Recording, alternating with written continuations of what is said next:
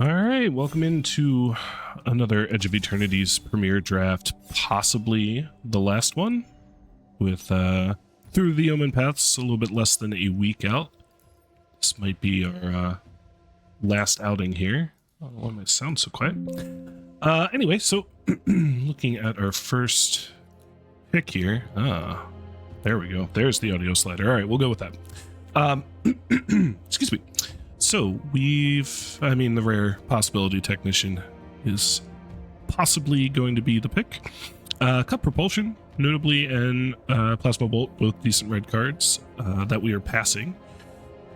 So not the best signal, but that's okay. Self-Cast Mechan, Voidforge Titan, Pinnacle, Kill Ship, this thing that I feel like was a bait every time I ever drafted it.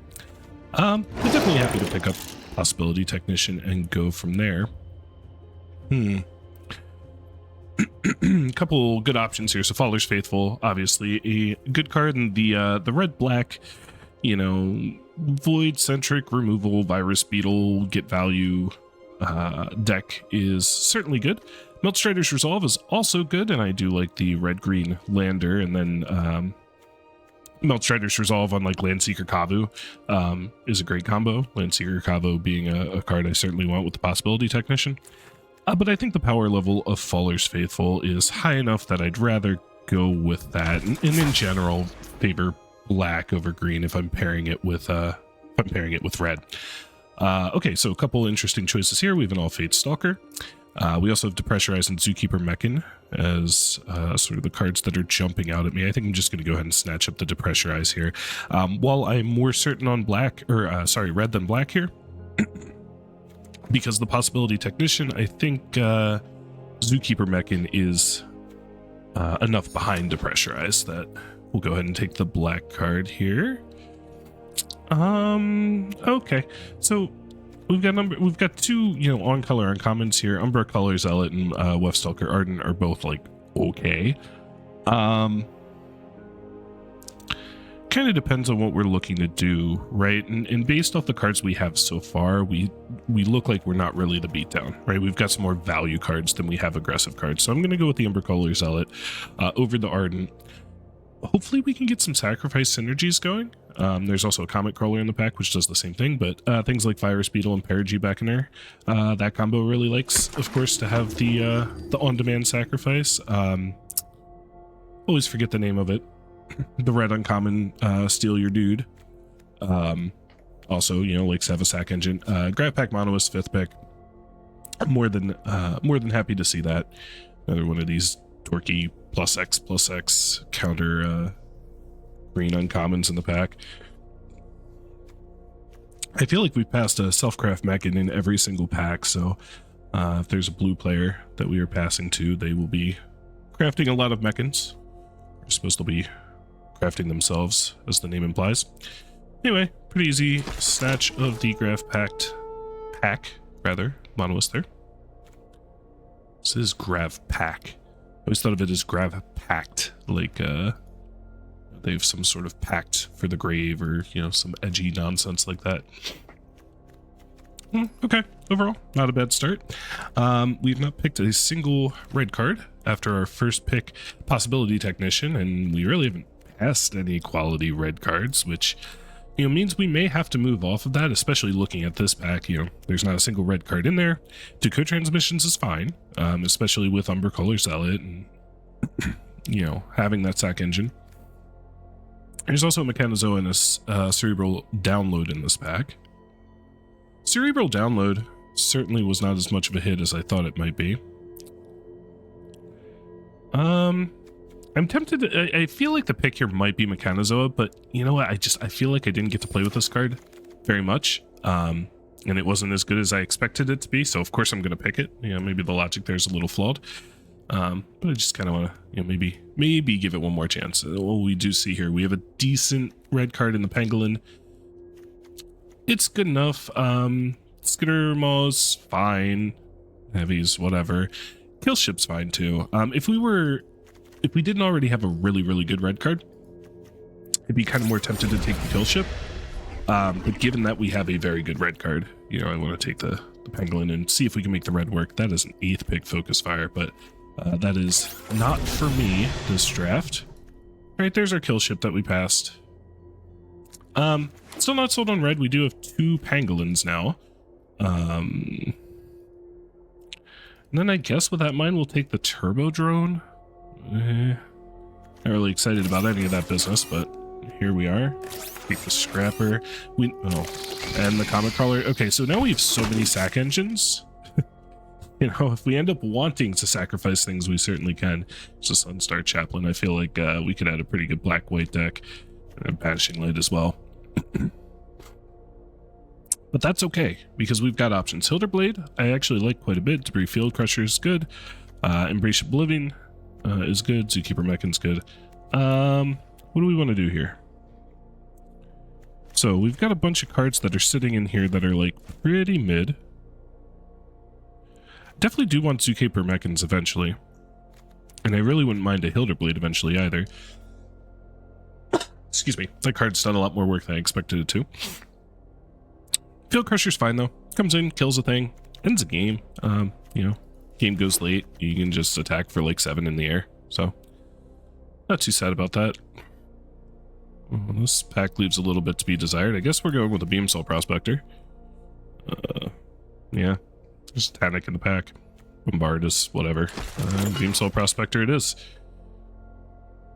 Boy. Alright, well there's the Hilderblade. If we want it. There's also a Dirgecraft and a Galvanizing Saw Ship, so we've got all the spacecraft there. There's a Wayfarer and a Mechanozo in this pack. Interestingly enough. Okay, I'm gonna go ahead and take the Hilderblade. This card has done a lot of work. I'm really sad that we haven't picked up a single other Kavu. Because Possibility Technician gets a lot better when it's not your only Kavu, so they can't just kill it and then you get no value out of it. That's always a little awkward. Alright, we are gonna be, so we have no like, we need like a Grav Killer to like that sort of removal as well to kind of round out our removal suite. We're in this weird spot where we've got all these sack outlets, but like nothing we really want to sacrifice. Yeah. I'm gonna take the Skywarden here. Like I said, I do want more Kavu. Yeah. Trying to think of like the direction we want this deck to go in. I really, you know, the Swarm Color really doesn't do anything for us here. All right, there's an Orbital Plunge. Okay, that's good. That is some good news for the home team. There's also a War Rager if we wanted to force another Kavu there. Okay, ooh. So we've got a couple choices here, right? We've got the Beckoner and we've got the Landseeker. Landseeker's another Kavu. For the Possibility Technician is also good in its own right. Beckoner is like one of the best uncommons. We have so many sack outlets. We just don't have a lot of ETBs. So, I mean, we can do things like Beckoner and Faller's Faithful in the same turn just to draw a bunch of cards, or even Beckoner to get back a Faller's Faithful. I really want a Landseeker, and Ask in the draft provides. So I'm really glad I went with the Beckoner over the Landseeker since we get one in the next pack. I'm gonna take the War Rager. Not a card I'm really excited about, but don't mind another Kavu. That is a 9th pick Beamsaw Prospector, which I'm very happy about. I think I'm gonna take a Bombard here. I'm not playing 2 War Ragers. Wow.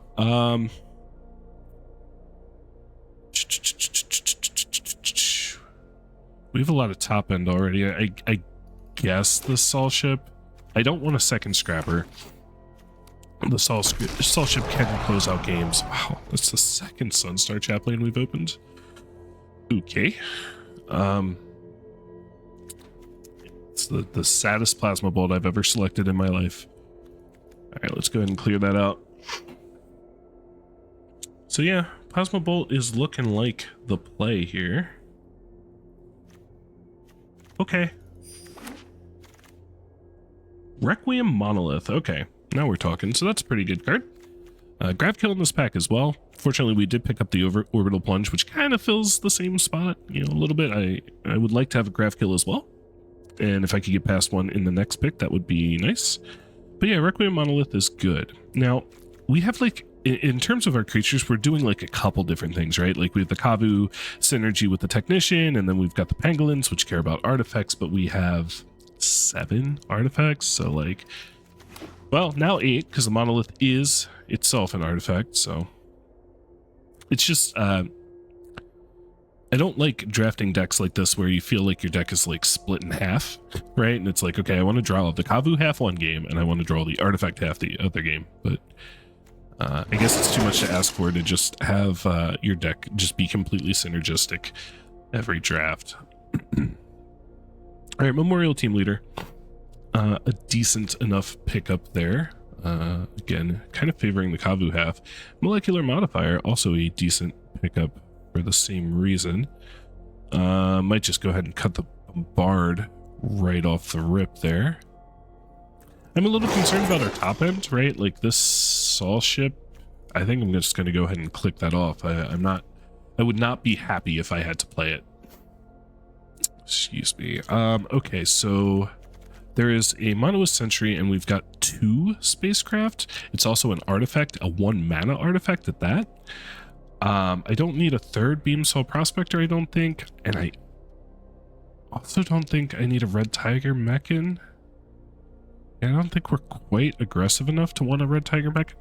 Although, turn 2 Pangolin, turn 3 Red Tiger Mechan, pump the Pangolin is a pretty big game. Of course, next there's another Red Tiger Pangolin. Red Tiger Pangolin? Red Tiger Mechan? Whatever. But there's also a Graph Pack Monolith, so let's just go ahead and grab that.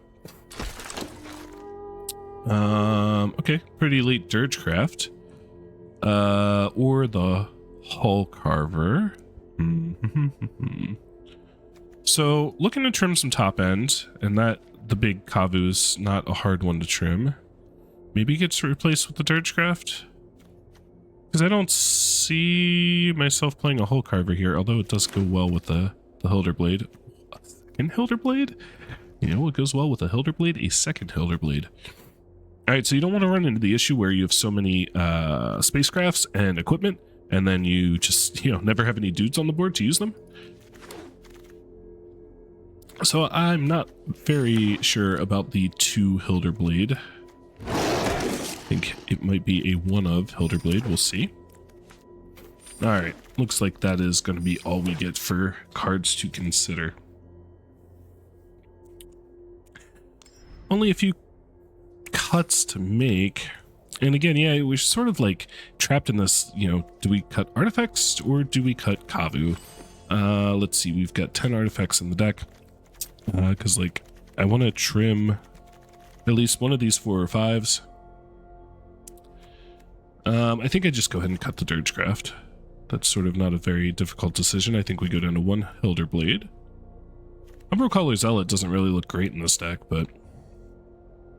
Oh, right, Bombard's still here. Is that the easy cut?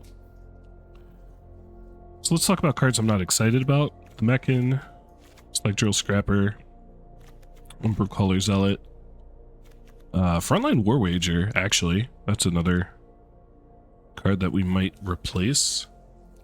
And then these are the cards I'm happier about.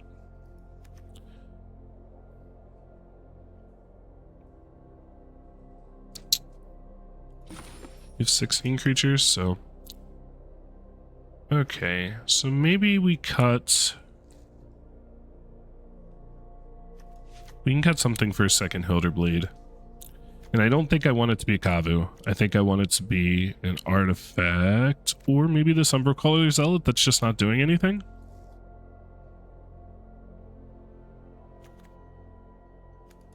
It is a 2-mana 3/2.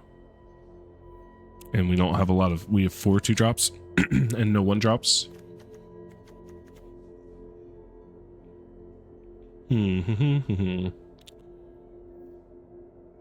Alright, we're so stacked on 3s. This War Rager doesn't do anything. I think we're going to cut that.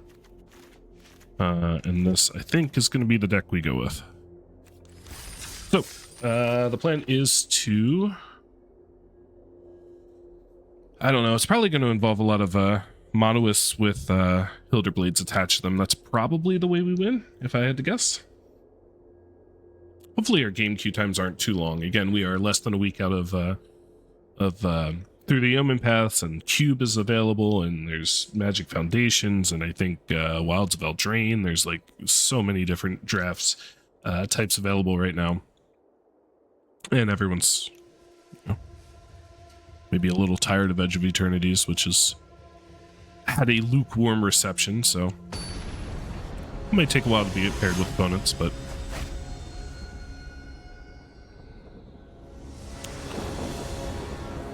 all right. We're on the draw, but we have a pretty good hand. Pangolin and 2 Kavu, including our Possibility Technician, so you love to see it. Draw of a Plasma Ball is not the end of the world.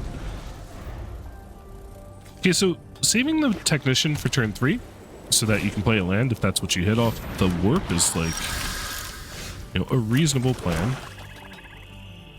But I think because we have another Kavu, I'm okay with just warping this and just getting some cards into exile.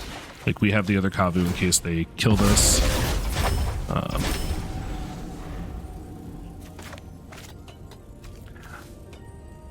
Next turn, I can play the Pangolin and Plasma Bolt the Station Monitor if it seems like they're going to start popping off. Okay.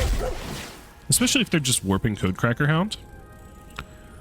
I can go with this play, and then they will have no board, right? And then next turn, I can play the Technician, and I can do that before playing a land, so I can play the Mountain that the Technician has.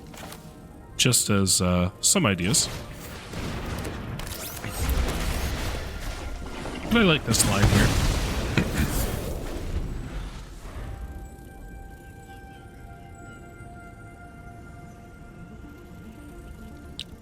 I wouldn't mind getting the Hilderblade into play, into the battlefield. It's a little, you know, unfortunately I don't have another warp, but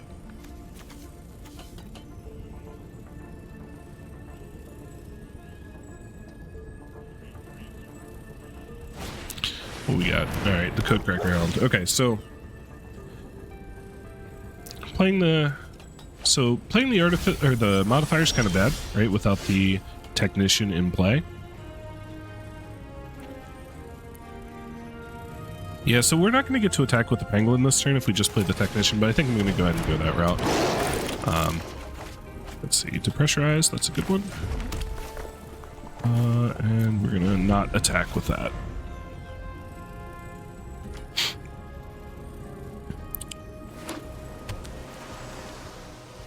All right, and then next turn we can play the modifier. The modifier lets the Pangolin attack into the Codecracker Hound. We can play the modifier in Hilderblade and pump the Pangolin. There's like a lot of things going on there. They get a Mechanizo with the Pangolin here. Oh, Possibility Technician. Okay. So they've divert the Disaster mana up, if that is a thing that they want to do. No blocks.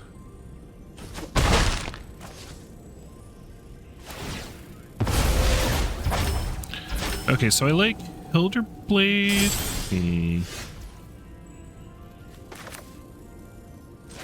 Okay, so we can go modifier. They have priorities, so that's looking kind of divert disastery. Question is, are we okay with them diverting the Hilderblade? I did already play a land, right? I slammed that swamp. Alright, so... Okay, I think I'm going to play around divert disaster. I'm going to offer up the Umber Color Zealot and then hold the Hilderblade.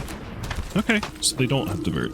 So what else could they have? They could have the Galeblade, the 1/1 flyer? Or they could have a Focus Fire. Focus Fire is going to get me anyway. It's a Sculpting Blast. Okay, yeah, that's the other option. Alright, cool. So we've gotten 3 cards off the Possibility Technician, assuming they don't manage to kill both of our Kavu. We've got an Orbital Plunge for the Mechanizoa. Things are looking okay. Anti-Causal Vestige. Okay, I don't really have anything to say about that. So they're going to once again have... Sure. Yeah, that's fine. They are once again going to have mana up for Divert Disaster, or Focus Fire, or another Disrupting Blast. Alright, let's see what they put in play with this thing. Mechanozoa, probably.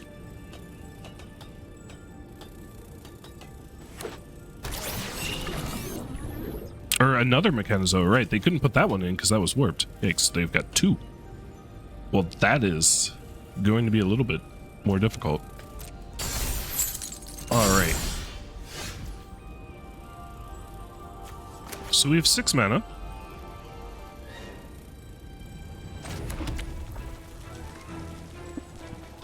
We're probably going to plunge Mechanozoa and play a Pangolin, I guess. We get to get in for 6, but they get to play another Mechanozoa next turn? It doesn't really matter. Oh, it does really matter, right? Because they could...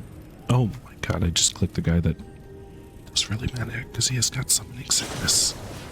And they have the Focus Fire too. And I can't sack itself. Okay, that was obviously quite dumb. Clicking the one creature that can attack, probably not the right choice. Also, you know, it's sort of, if I know they have Focus Fire, so it's a matter of, or I know they could have Focus Fire, I should say. So it's a matter of offering up the creature I want them to take. I think I got a little, excuse me,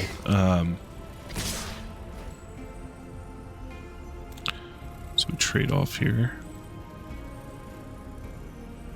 They are now the beatdown. I don't think we trade off though. So yeah, I got a little kind of in my head about, you know, what they've played and kind of how far behind we are now. So what is the game plan? How do we win? So Hilderblade would be 5 to play and equip. Or we could equip it end of turn if we sack the lander. So, okay, we're gonna do this.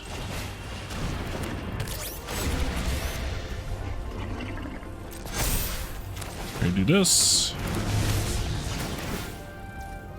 Alright, we're not gonna get to sack the lander.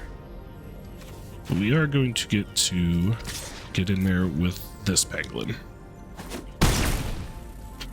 Alright, so they're gonna have a Mechanozoa come down.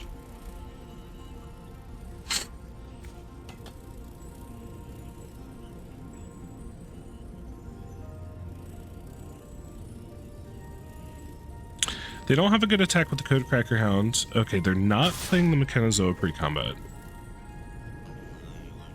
I don't think I chump here. They know we have to pressurize, so it's pretty easy for them to play around that. They could have played the Mechanozoa pre-combat and then tapped down Technician and attacked with the Codecracker Hound. So they're playing this Ovoid Operative into a Cryogen Relic, so they can tap my big Pangolin. Okay.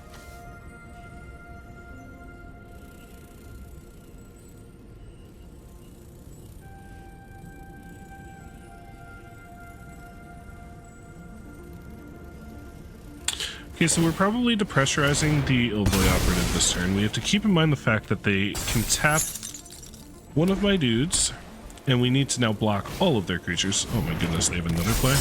Yikes. Energy back in array.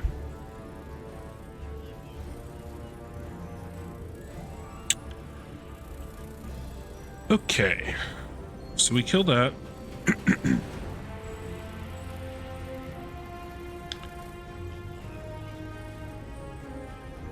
So unfortunately we need 4 blockers, right? Because we're killing the operative. We can't get hit by any of these 3, and they are going to be able to tap down one of my dudes. So like, we have to play the Beckoner and say go.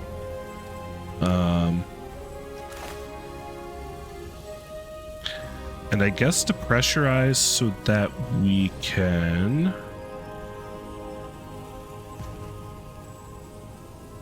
Yeah. To pressurize so that we can equip the Hilderblade. We equip the Hilderblade to... the small Pangolin, I guess?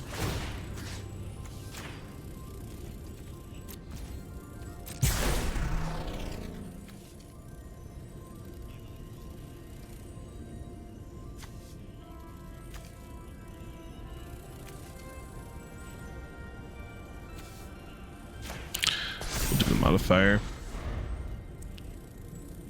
I'm not sure about that because I guess I probably want to keep the modifier, so I don't really want that to be the thing that blocks the anti-causal vestige.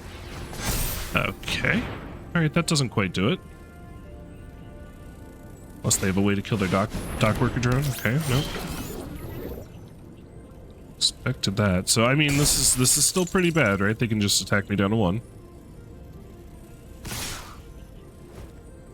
Okay. I don't know about that. I think you just attack with the flyer and take me to 1, but then again, I'm not the one about to lose this game, so... Or I'm not the one about to win the game. Okay. Focus fire, so that gets a lot better. Alright. Land. A land into play?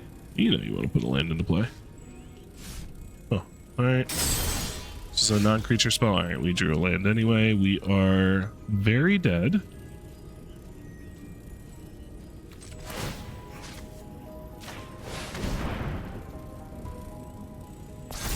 Let's see if they block with the Mechanozoa and then click through their attack phase.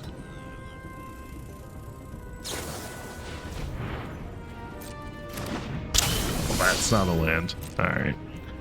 This game is very over. So, the one mistake obviously was targeting the wrong creature with the molecular modifier trigger, but I don't think that made the difference here. Okay. Alright. They're probably not clicking through their attack phase, and even if they did, even if they time walk themselves, I think I'm still losing that game. Alright, on to the next one.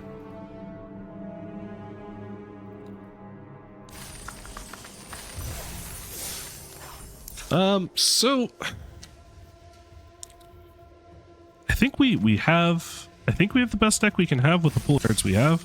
That felt pretty bad. It felt like I guess we did have a window there where we were able to put a little bit of pressure on them. Maybe we were only a turn or two behind, but it also kind of felt like we were drawing dead. Like, I mean, I guess the Pinnacle Kill Ship is what I want to draw at that point. But them having 2 Mechanozoas and an anti-causal vestige was pretty rough.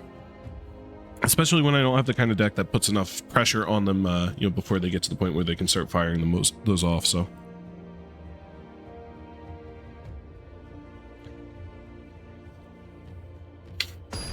Alright, we have an opponent. Gale Az's King? It's probably supposed to sound a lot cooler, but I just read it as asses. Alright, 2 Grav Pack Monoliths. Probably the best card in the deck, right? So do we just go on like the just full bore turn 1 Scrapper, turn 2 Beckoner the Scrapper? Probably not, right? The alternative is turn 2 do nothing.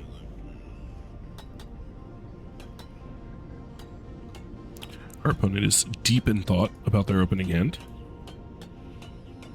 That, or they are in the process of applying for a home equity line of credit, perhaps.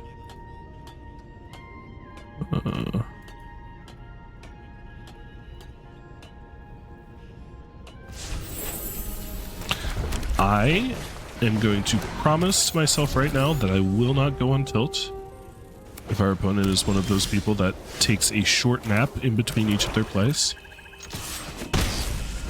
I'm not going to let that bother me. I'm going to play as well as I can. Alright, so getting the Warp and the Possibility Technician was a good use of our turn 2 play. Hitting Mountain off of it is reasonable for the future. Ooh. Huh. I was going to run out Monoist, but I think we start drawing 2 cards a turn. Take action. Alright, no attacks. Yeah, so playing Monoist would have obviously been very good, but like I said, drawing 2 cards per turn, also quite good. Of course, at the little... Oh, they Banishing Light. Well, okay. That's fair, I suppose. still, we do 2 for 1 them. Get the Banishing Light out of their hand. Okay, we have to play the Technician here because we are out of lands. So we'll get that mountain out there. Let's see. So if we draw another land, we can crush or something. Those drones sure are working the docks. Oh my goodness. All right. Well.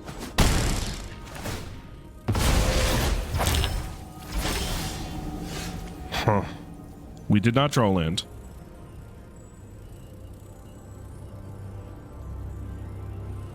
All right, so next turn they'll be able to make this one a 3/3 as well.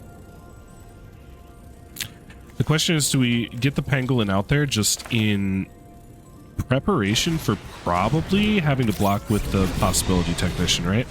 We don't have any other Kavu in our hand, and they are on a pretty aggressive draw, and if they just play out the Drix Fake Maker, make them both 3/3s and attack with both, then we can block with the technician and the color zealot, trade off both of those. Their Drix Fake Maker is going to now be a 5/4, which does get it out of Field Crusher range, importantly. Oh. They went that route, huh? Well, now if they attack with that, I think we double block. Yeah, we're going to trade off the technician for that guy. And then they get to put their 3 counters on something. Kind of annoying. Yep. Alright, so if we draw a land here. We drew a Kavu. Of course we drew a Kavu. That's adorable. Okay, so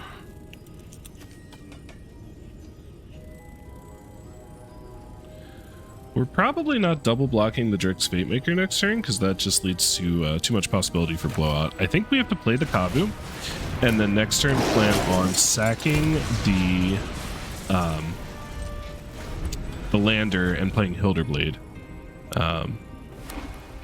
It would be nice to naturally draw a land here.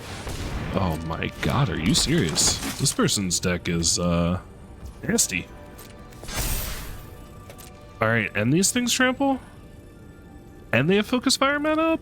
Ooh, ah.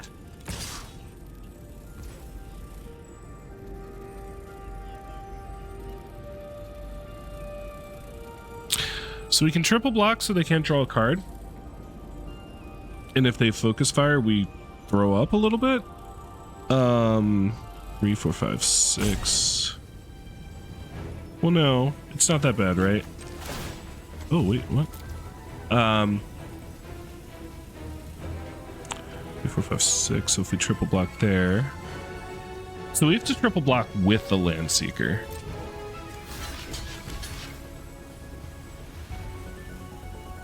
Because worst case, they kill the Land Seeker. Actually. 6, 3, 4, 5, 6. Okay, I think we block with everything. And then this way, even if they have Focus Fire, they're not getting through and drawing a card. And they can, if they don't have Focus Fire, they can only kill the Land Seeker and one other dude. It doesn't matter which one. Or they can kill the other 3 and leave the Land Seeker. These are all fine options, but it keeps them from drawing a card. It gets their giant Fate Maker off the board. If I could have just one wish, it would be to draw a land, thank you, so that we can Field Crusher the Halaya and then be in okay shape. Alright. So we are not gonna get to crack our thing. I think we do want to... Yeah, we can take 3. We want to get this online. Alright, that was good. That was a great turn of events. We got their big dude and their Halaya off the board. I was getting a little terrified there. They had all these giant tramplers with +1/+1 counters and a Halaya in play. But I think we might be okay. If we draw another land and we can play double Monoist. Do you have a play for my Field Crusher? No? Okay, double Monoist.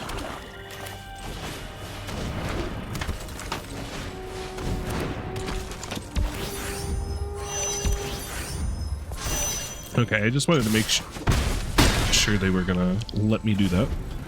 I should have left the debris field crusher back. That was a little silly. I'm trading an extra 1 for 3 there. But on the other hand, 6, 7, 8, 9, 10, 11. Almost lethal. Oh, does that give reach? Jeez, okay. Oh, and a banishing light. Alright, I see you. Landseeker? Okay. So they don't get to attack. So you can back into our Monoist. And then we still have enough mana to pump this twice, right? Which makes it a 5/5, so... Okay. And then if they choose to block the other Monoist... Yeah, alright, I like this.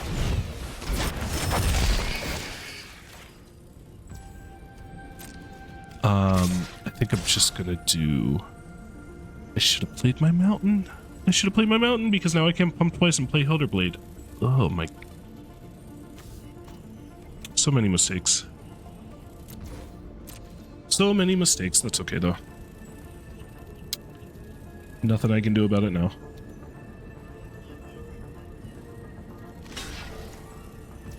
Okay. So assuming that this trade goes through and they don't have something, okay, I like our position. I don't like the fact, and I'll go ahead and hit him with the oops. I don't like the fact that I didn't play my Mountain first. I don't know why I'm oopsing, but it's more mysterious that way. Alright, so we're looking like we're in okay shape. So I can't back in her and Faller's Faithful. How unfortunate. Alright, here's why I was oopsing. I was oopsing because I'm an idiot. Knight Captain is not going to do it. If that is all you've got going on. Although... Actually, that's not true, right? You get to give that thing haste. So they're going to go to 1.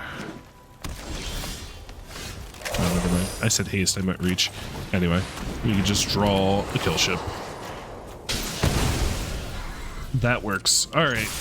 Definitely sloppy play first 2 games, but... I guess I should count myself lucky to be 1-1, given that there were sizable errors in both games. Alright. 1-1. Let's hope the Q boss isn't too strong.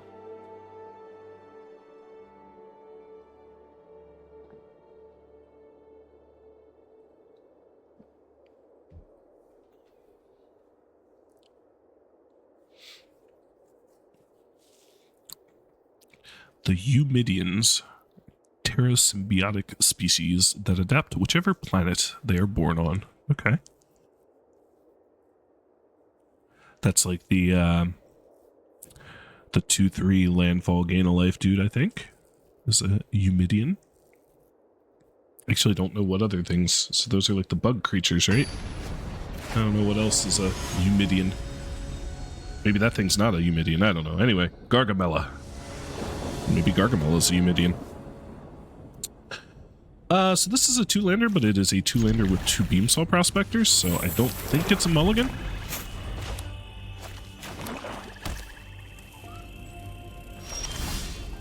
Okay, cool. Not as excited about, landers in a deck like this that doesn't really have any landfall synergy, right? Also not like crazy about ramping. I feel like... Ooh.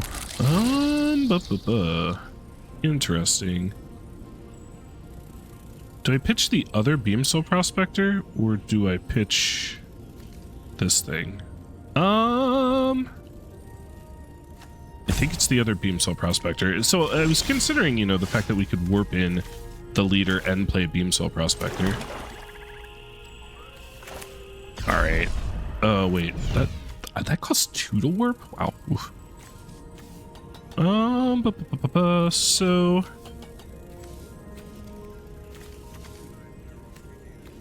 yeah, we're just gonna warp this in. The Perigee Beckoner's not like a ton of value here. I'm okay with them blocking and us getting a lander token.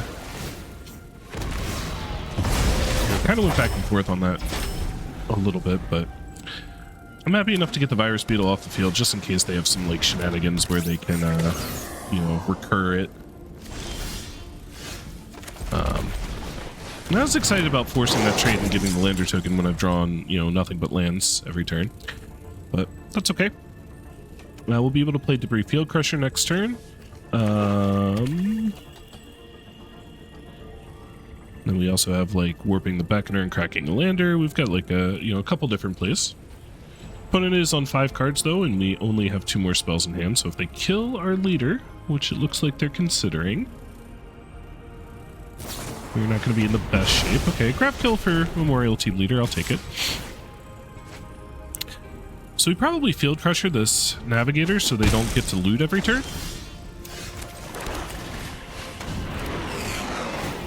And we are both... Oh, yep, we are both on empty boards, although, again, notably...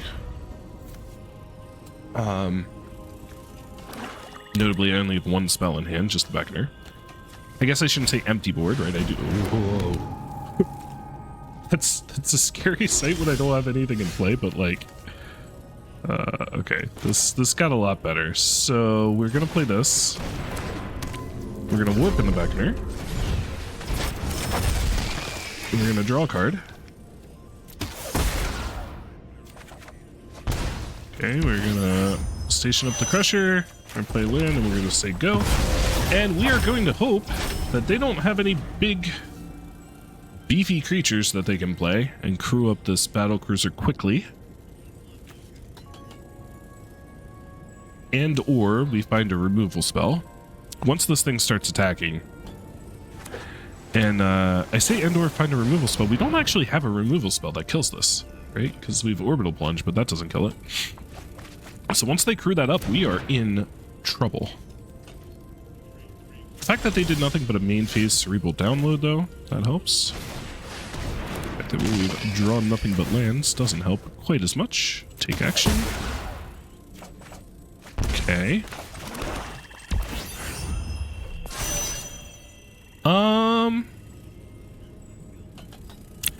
There's a world where we just pump this thing. There's also a world where we just crack the lander, but I guess we'll play the Scrapper. We can start drawing 3 cards a turn, and then maybe we'll draw some action. I don't know. We'll see. I am nervous. I mean, although we have like a lot of pressure on the board, right?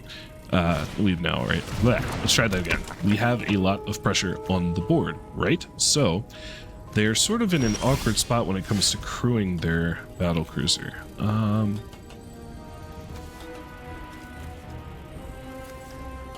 I think we hit the Crusher, right? Because then if they block it with the Monoist, we just draw more cards.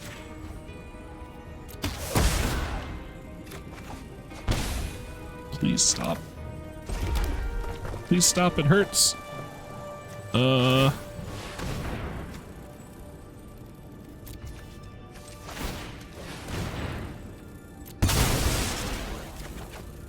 Okay, we'll take it. All right, let's go. Get in there.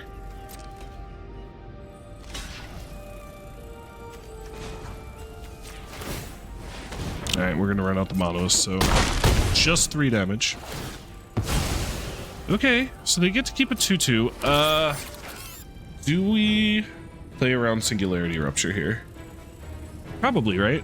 They're blue-black, do nothing. They've got 4 cards left in hand, and they left the Monoist back to chump. Okay.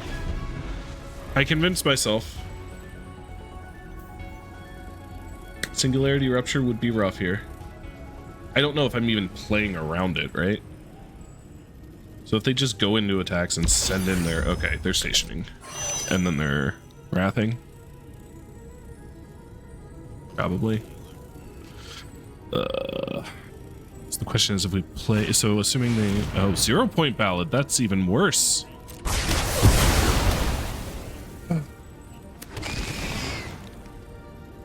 I mean, I knew it. I knew it, but what am I gonna do? All right. So this is a problem. This is a big problem. I think drawing 47 lands in a row might have been the source of the issue here. And we have to do this. We have to dig for something. An Orbital Plunge to kill the Beckoner. Oh man. Okay, depressurized is an answer for the battlecruiser, right? That I did not think of. So that's cool.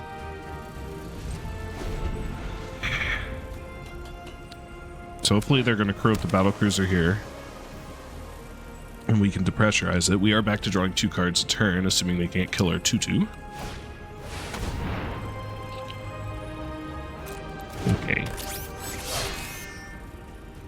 You've got it, dude. Alright, we don't want to let that attack because we don't want the trigger.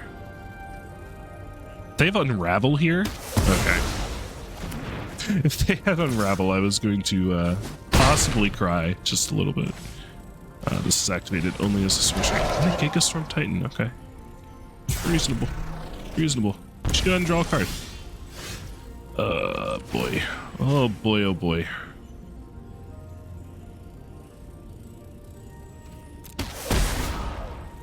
One blue. Galestorm thing, Majig?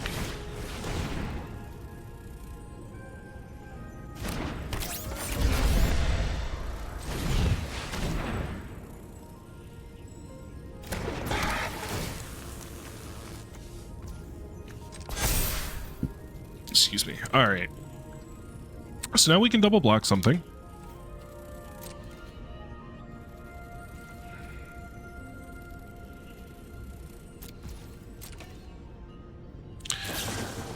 Okay, they do have the flyer. What do we double block? Do we have to double block and chump? Alright, they're just on just so much action. I think we have to double block the Void Forge Titan. Oh my god. Okay. I think we might be cooked here. That's annoying. So that, I don't even know. Let's take a little goose and a gander at the battlefield. Oh, no, I accidentally clicked through. I feel like there was like 5 lands in a row between the monolith and our draw steps and the scrapper. It was a little frustrating. If we drew some gas there, I don't know. They still had 0-point ballad. But if we'd been able to put just a little more pressure on them, ballading for 6 would have been rough. Anywho, they got us. So this is a little bit sketchier of a 2-land keep. But if we draw a 3rd land, we do have Faller's Faithful. Okay, we drew a 3rd land. That's good. So we get to go Pangolin next. What does this thing even do? Modular 1. Is that... I don't think I've ever seen somebody cast that. But okay. Presumably they have a plan for it. Alright. So we got a couple lines we can take here next turn.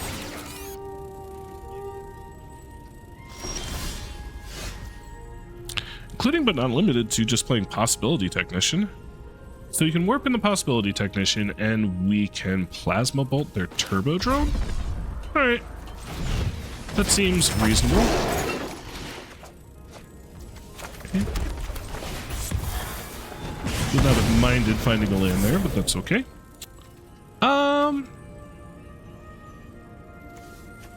You know what? Yeah. Excuse me, sorry. We're gonna, offer the trade there because we are generating some card advantage with the Possibility Technician, so why not? And we also have Faller's Faithful, so when you're generating card advantage, generally speaking, trading 1 for 1 is not a bad thing. Our opponent just passed. With 4 mana up. Interesting. Huh. Okay, well, let's see what else they got going on. So if we warp in... Okay, just a naked Paragy Beckner.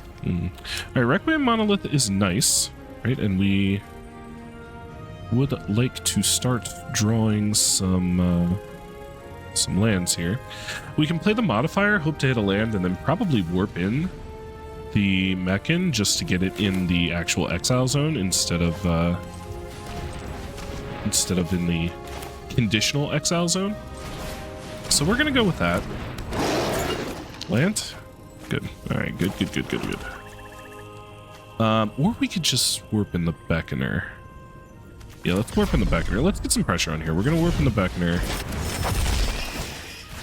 On the Technician. Pump the Technician. We'll get in for 6. Cool. Alright, the fact that they had to play a naked Perigee Beckoner to block and then couldn't block, pretty good for us. Alright, Virus Beetle, that's unfortunate. I think we have to... Yeah. We don't have them low enough that we can just, like, Followers Faithful one of their dudes and, like, Alpha Strike or anything like that, so... Okay, that's one Kavu down. Now, if they kill my other Kavu, I am in some trouble. Oh, I don't think you get to do that, friends, but okay. Alright, so we're gonna go ahead... Oh, I can't warp that. Interesting.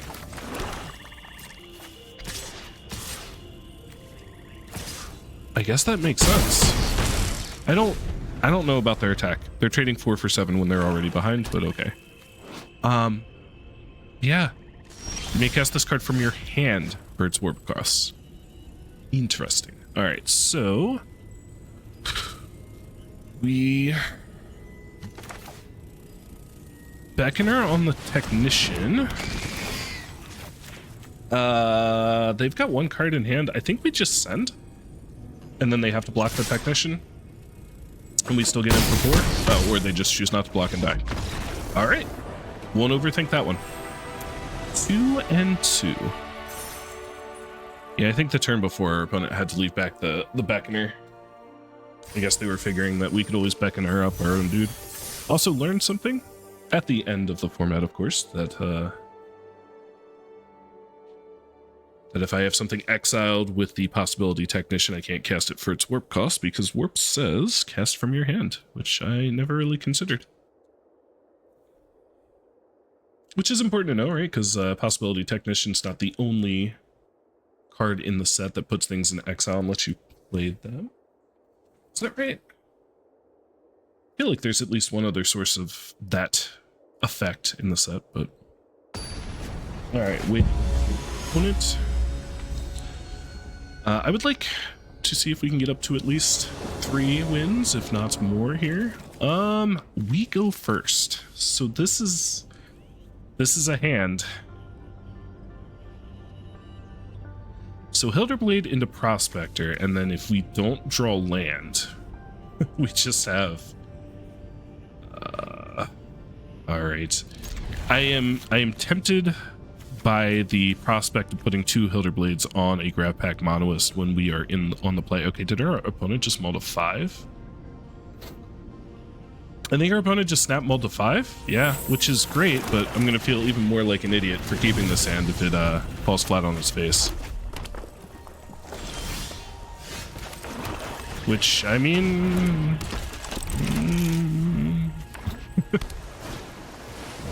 Yep.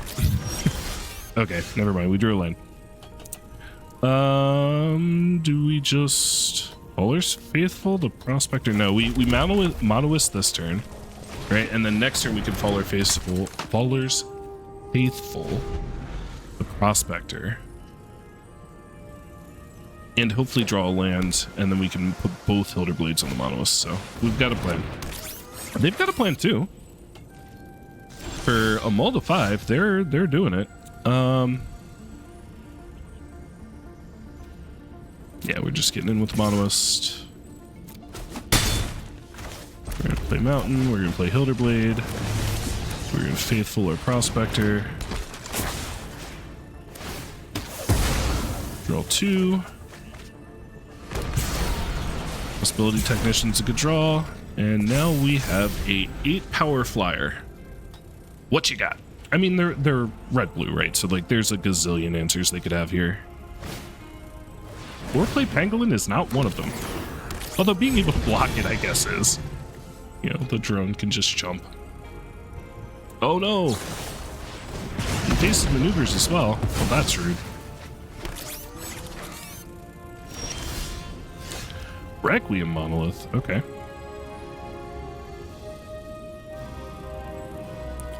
So if we warp Impossibility Technician, we get to equip.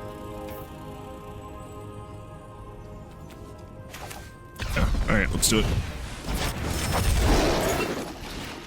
We are generating some pretty big card advantage here. Okay, I was gonna play Requiem Monolith, but considering we hit that, we're just gonna go ahead and play the Monoist. Do we attack with the Faithful? Right, I'm okay with trading that with either of their dudes. I probably should have done that before the play. Okay, I'm even better with, even more happy to just do 3 damage for free, considering I wasn't sure I even wanted to attack, so. Monoist was a good hit off the Technician. You know, they are sort of stuck on lands, it looks like, so I'm guessing they have 3 spells in their hand. Judging by their deck that I've seen so far, I'm going to assume that they are going to have ample 1/1 flyers to chump our giant Monoist, which is unfortunate, but what we can do is play the Monolith, ping our Monoist, and then if they block, we get to draw a 3rd card.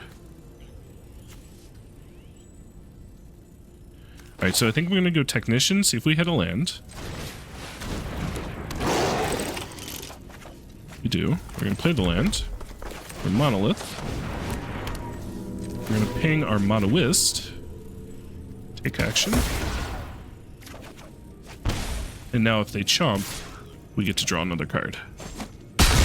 And they don't. They just go to 7. Okay, sick. I like this. I like what's going on here.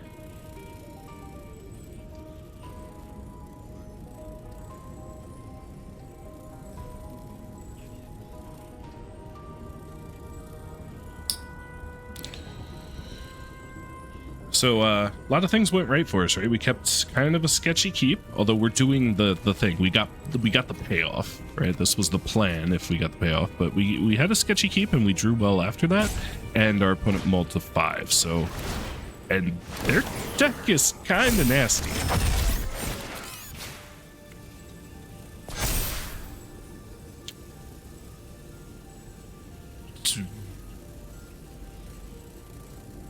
So, oh, they have 1 red open, which can be up to a 3-mana spell.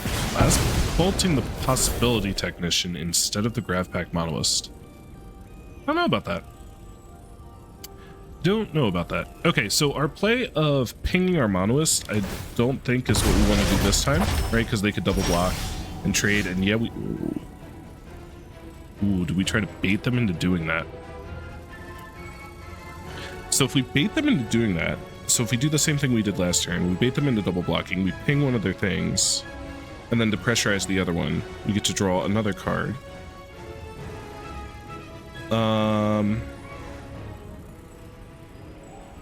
Alternatively, we kill the Pinnacle Emissary, and we just attack and kill one of their jumpers. Just depressurizing the Pinnacle Emissary seems like it might be the play. Yeah, alright, I'm just gonna do it this way. I'm not gonna get cute.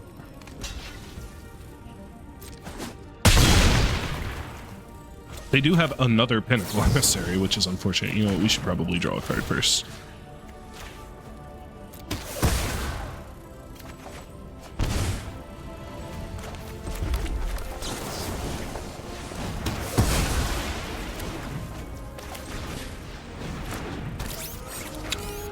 Okay, so we're ending turn. The question is, do we want to move one of these? I think I might move one of the Faller's Faithful. And then that way the Faller's Faithful can start attacking. Alright, they drew a land, which like they needed to do, but that's also good, right? I know they've got another Pinnacle Emissary, and this means they have at least, at most, access to 1 more spell. And with us drawing 2 cards a turn, that spell is a Starwinder, and then they scoop. Okay. Alright, 3 and 3.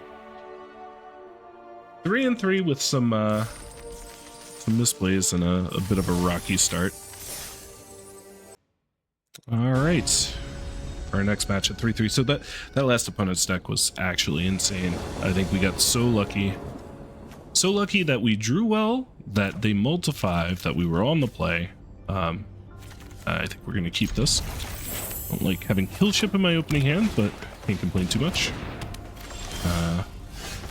Might not be happy about seeing that thing, depending on what they do with it. It's like, I don't know, 80% of the time people play this and it probably shouldn't be in their deck, but sometimes they do pretty nasty things with it, be it with stationing and things like that. At any rate, I think I'm going to offer the trade here. Prospector for Scrapper. Nope, they're not interested. I think we get the Pangolin out there. The Zealot is obviously more power, but it trades with the Prospector just like the Pangolin does, so it's not like we'd be able to attack, excuse me, with it. Okay. Yep, so this is one of the good applications of the Might. And being able to get in for 8 on turn 3 there. They miss a land drop though. That's cool. That's cool. We're okay with that. So I'm just gonna run this out and attack with the Pangolin, I do believe. We notably also need to draw land. Okay, they did draw land, so nothing. Yeah, and now they get to kind of pop off, right? Because Thalbringer gets to make sure that they get another land. I was gonna say nothing would have made me happier than seeing them just say go. I offered the trade before, but that was before I knew that they were stuck on lands. Obviously, like I said, they're not stuck on lands anymore. Huh.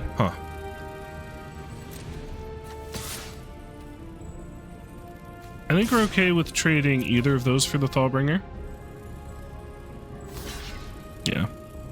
Especially because they topped on their Surveil, right? So they're not getting extra Surveil value from surveilling twice. Unless they surveilled a spell, and then when I didn't trade off for the Prospector, they want to... Okay, yeah. So when somebody has Thalbringer, and you can trade off with it the same, before they draw again after topping, it's kind of nice, because you are... They're going to play Elegy Acolyte, and then the game's just over.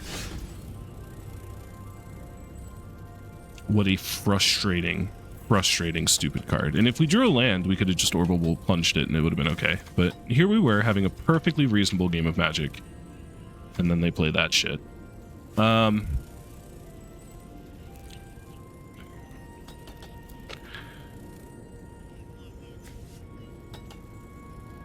Yeah, okay. I'm not doing anything. I guess I'm going to... I don't know what the plan is here. Probably scrapper away the Pangolin, like jump with the Pangolin and scrapper it away. And hope to hit a land, or jump with the Prospector and use my lander token. Oh, jeez. Okay, so yeah, they're pumping that up.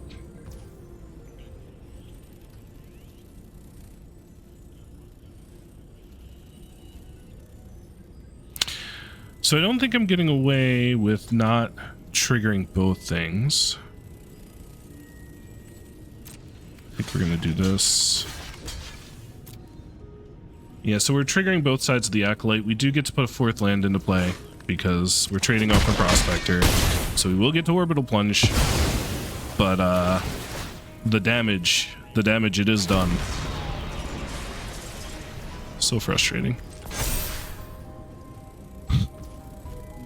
Perfectly reasonable game of Magic cards was being played here. And this stupid Elegy Acolyte has to hit the battlefield. Hilderblade! Virus Beetle! Oh my lord, the hits keep coming. I'm gonna crack my lander and think about it. Okay, so next turn we are going to Orbital Plunge the Acolyte. We can block the Virus Beetle with the Pangolin even if they suit it up. And I'm sitting here thinking, how do we win this game, right? How do we win this game? It's probably going to involve Kill Ship. It definitely involves Orbital Plunge. Probably going to involve Land Seeker. So I think the weak link here is Memorial Team Leader. Now, if we draw another land, And we get to kill. Okay. So we're gonna kill this. Are we plasma bolting?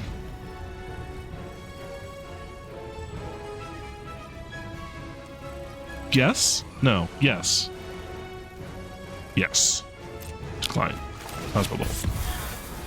And I think we're leaving the pangolin back. Even though they're probably going to be able to beckon her up here. And if they beckon her, then I think we just chump with the scrapper. Like, we are still in pretty rough looking shape here. Okay, Edge River. Them not having a land here to play beckoner is pretty good. So we're going to get back the Elegy Acolyte. Reasonable game of Magic. We're playing a reasonable game of Magic. Then they play Acolyte, then we kill it. Oh, and then they hit an Ouroborid on their grab ship. Alright. So... Okay, we're racing at this point. So next turn they get to play Ouroborid. They make that they get to make them both 3/3s.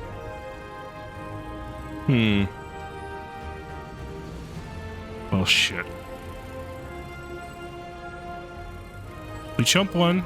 All right.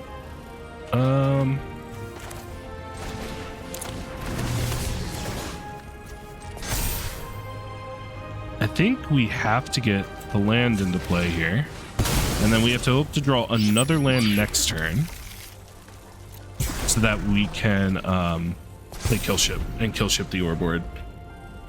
That is our only shot here. They did draw the other land for Beckoner, but I'm pretty sure you just play Ouroborid. What do I know? I'm not the guy with Elegy Acolyte and Ouroborid in his deck. Right.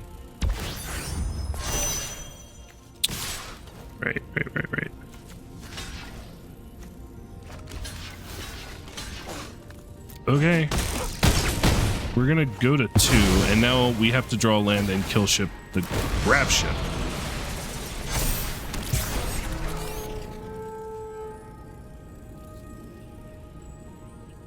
And then that's still not good enough, so yeah, we have no plan. Perfectly reasonable game of Magic was being had. Alright, I think that's it. Yeah, we have no outs. We are dead. Okay, 3-3. I think I said 3-3 going into this game, which I guess sort of manifested the third loss, right? Yeah, so even if we drawn a land the turn after they played Elegy Acolyte, we would have been in rough shape knowing that there was an Ouroborid in the future. Our deck was okay. Right, we had some card advantage with Requiem Monolith and Possibility Technician, but basically the way we won the game was almost entirely based around Hilderblades on Monous, which isn't a terrible plan, right? But outside of that, we're just playing like a bunch of 2/2s and 3/3s. We had these pangolins that like we don't have enough to really make them big enough. Although last game our pangolin was starting to get pretty big. But yep. Last game we died to a couple bombs, a couple play mistakes in games 1 and 2, but I think game 1 we were losing no matter what. In game 2 we won anyway. Not that that's an excuse to make mistakes, but I don't think they actually affected the outcome of the draft. And that's it. We'll see if maybe one more Edge of Eternity's draft before the end of the format, or maybe no more until we get into Through the Spider-Mans or whatever. But all right, that's it.